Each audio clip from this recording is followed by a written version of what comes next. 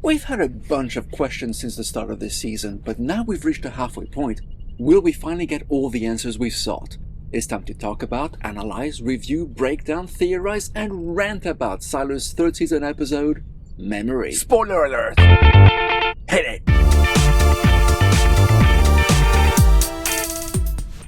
Okay, here we go. After the amazing revelation that Bernard is still alive... It wasn't that amazing. I mean, come on, it was pretty obvious when you think about it. It was obvious for some, McCluck, not so necessarily for others. Anyway, we go back in time to right after season 2 ended, and Juliette and Bernard were stuck inside the airlock. Inside the airlock, which was on fire! Knox and Shirley try to open the airlock, but it's impossible, not while the fire's on, and not for 48 hours after the fire stops. Why is that? My guess is to ensure no contamination from the outside. The fire suddenly stops, but the doors still won't open. What part of 48 hours don't you understand, Commander? Oh, I perfectly understand, Dog, but try telling that to Knox and Shirley, and since they see Juliette moving, they're not having any of that, and Knox forces the door open. Everyone's careful as they make sure they don't breathe in whatever might have come from the outside, as they create makeshift stretchers out of doors and use massive piles of thick rope and steel frames to lower both Jules and Bernard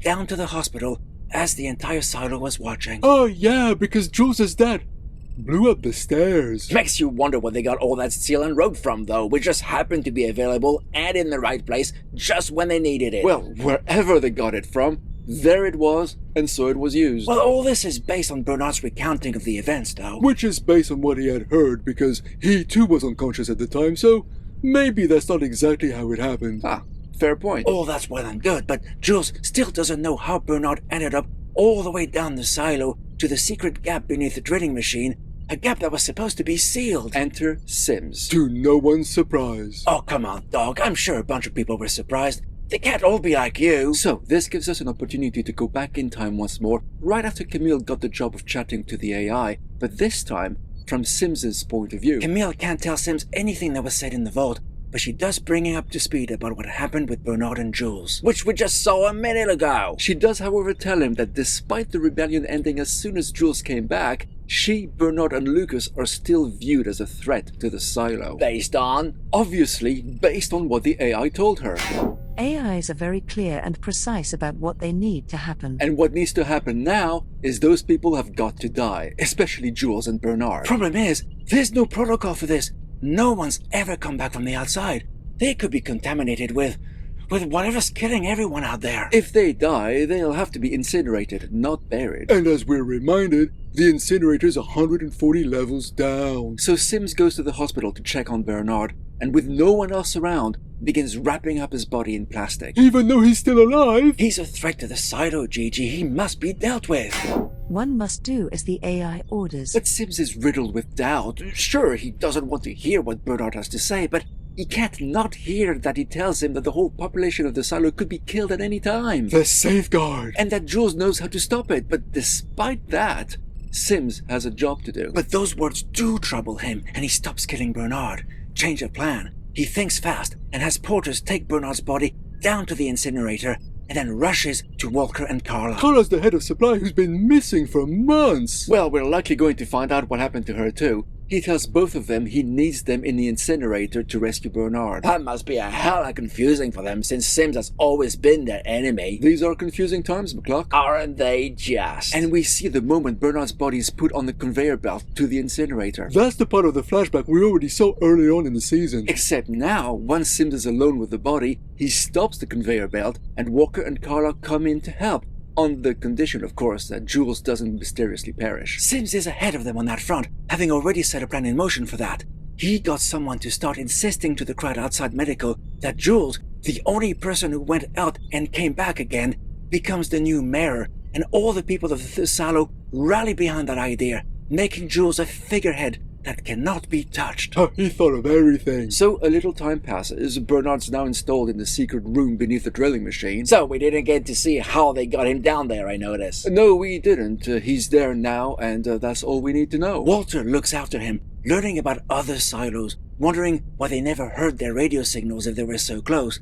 But Bernard tells her she was listening on the wrong channel. Amazing, no one thought of using different frequencies up to now. Well, since they forgot everything from 140 years ago, They pretty much do as they're told based on the partial knowledge that they have left, Doc. Sim's there too, keeping them abreast of the situation with Jules and how she's going to be made to forget what she knows. That's when Bernard tells him those drugs work best when the subject is kept as far away from objects and things that might trigger lost memories. Which is why relics became forbidden after the rebellion 140 years ago. The rebellion, which was the first to use the forget-me drugs on the whole population to make everyone forget about the outside and everything else. The less people know, the easier it is to control them. So they've got to get Jules off of those drugs. Yeah, well, we know that happened. And now we're going to see how. Sims gets someone to give the nurse the replacement drugs. And why would that someone agree to do that? Well, he's holding her cat. Yeah, well, Sims has a reputation, hasn't he? Which is why everyone's wary around him.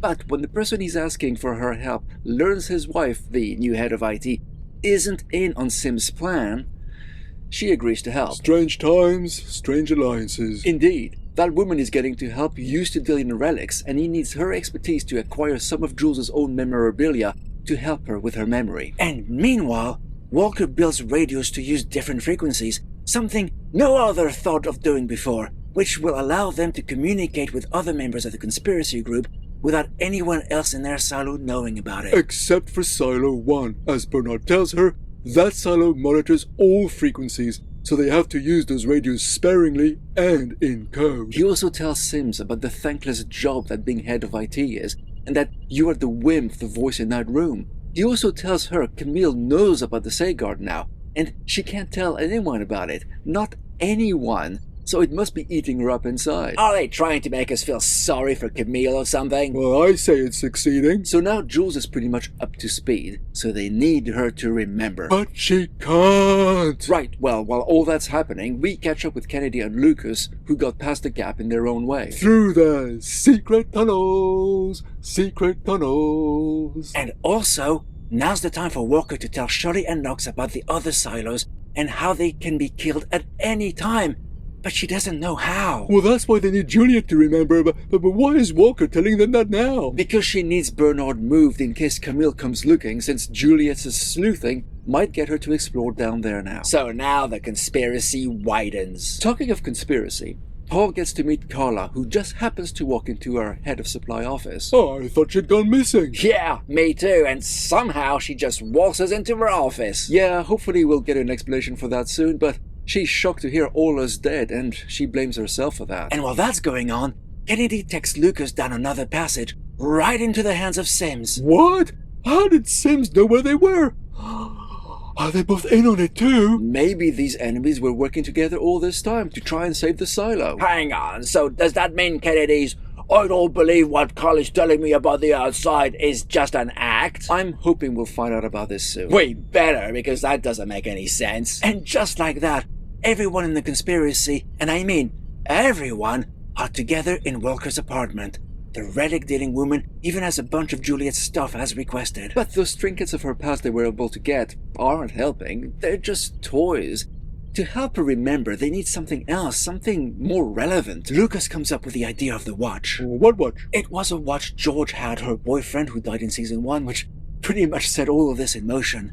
George gave her the watch, which was taken from her when she went out to clean, which was then handed to her dad, who gave it to Hank before he blew himself up. So they rope Hank into this particular circle of friends. Pretty soon the whole silo's gonna be part of that little conspiracy group. Hank gives her the watch, along with the last words her dad ever spoke. Is it enough? Well, she remembers George a bit, but not much else. This must be as frustrating for that group as it is for us. But it's time for Sims to take Jules back. They've been gone far too long as it is. And while that's happening, Carla takes Paul to Critical Supply, which is a part of the storage room that only the head of supply and their shadow can access. Well, that's not just a little cupboard or something. That place is huge. It's massive and filled with items that cannot be made in the silo, and they have been stored there since the start, 350 years ago. And it's almost empty. They just keep the crates to hide the fact that they've run out of almost all the stuff. So it's not just the safeguard they need to worry about, which Paul doesn't even know about anyway, but it's the fact the silo is running out of supplies,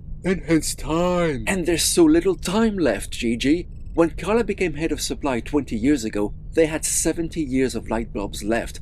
3 months ago, they were down to 50. Well, the math checks out. But someone's been stealing from supply on a huge scale, including critical supply, and now they've only got 2 years left of replacement parts.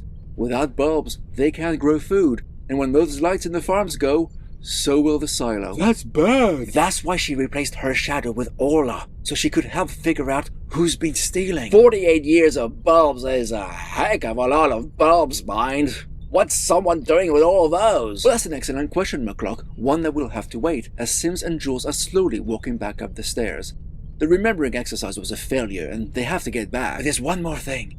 Sims shows her the pest dispenser he'd given his son, knowing it was actually Jules's. And holding it makes Jules remember everything. About damn time. But Solo told her about the pipe and how his parents kept it to save his silo, but he never told her where it was nor how to seal it. And that's exactly the problem, Dog. She can't remember what she never knew in the first place. Well, maybe the others in her group can help. Guess there's only one way to find out. She's gotta go back to them. But we won't be finding that out in this episode. What do you mean? We've got like a couple of minutes left. Well, we need to catch up with Daniel and Helen. And here I was, so happy we were solely focused on the goings-on in the silo. We can only press pause on their adventure for so long. I could easily do it for a lot longer, Commander. Well, here's what's happening.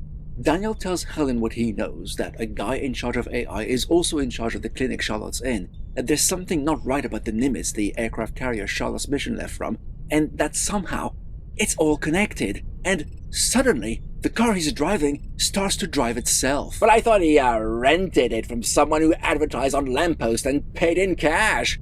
How can anyone know they're driving the car or where they're going? Those planes were fitted with old tech and yet were commandeered by that gooey stuff, remember?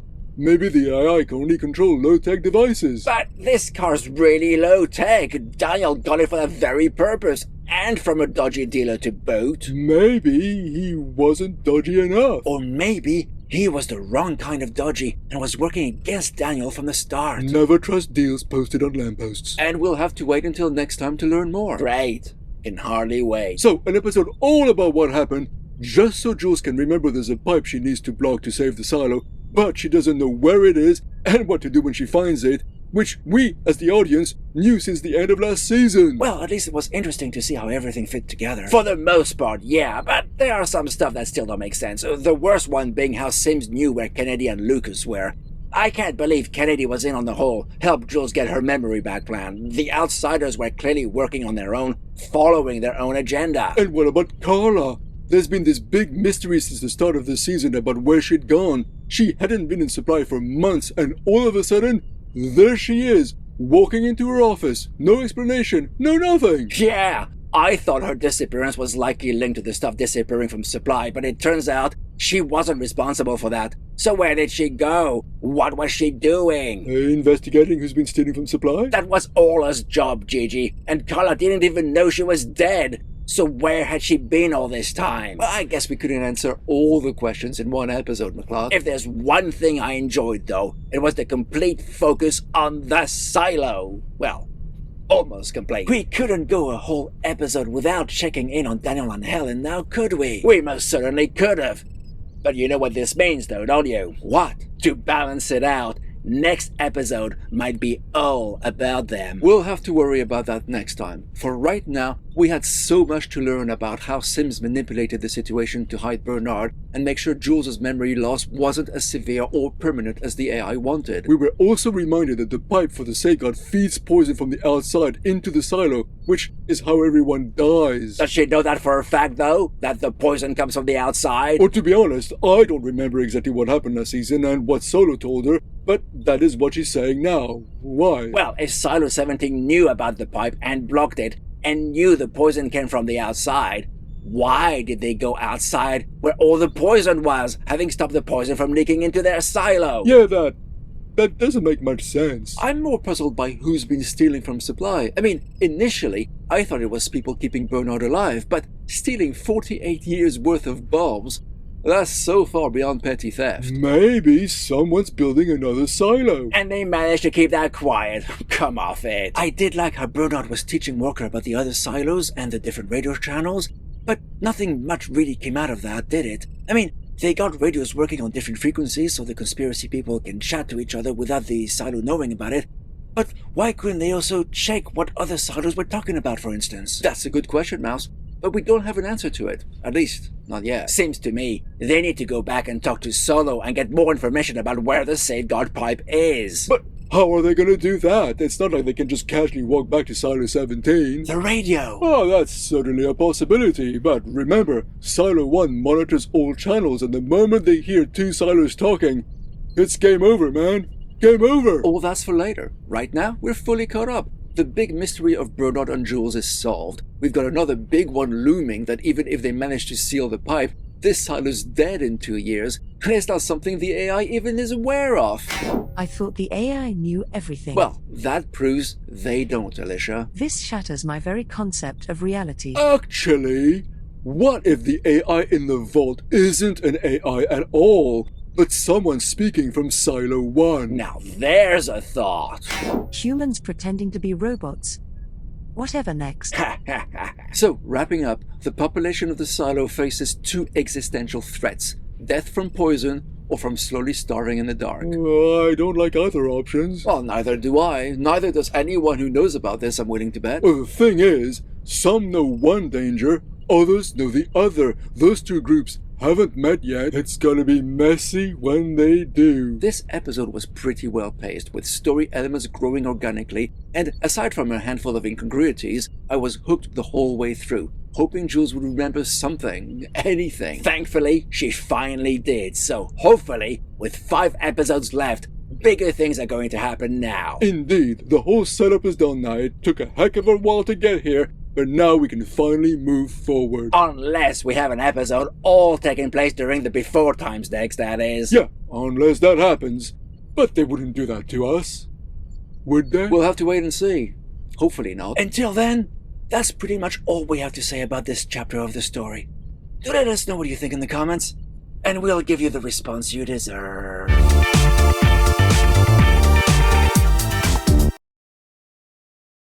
Right after Camille got the job of chatting with the AI, but this time from Simpsons. I can't believe Kennedy was in on the...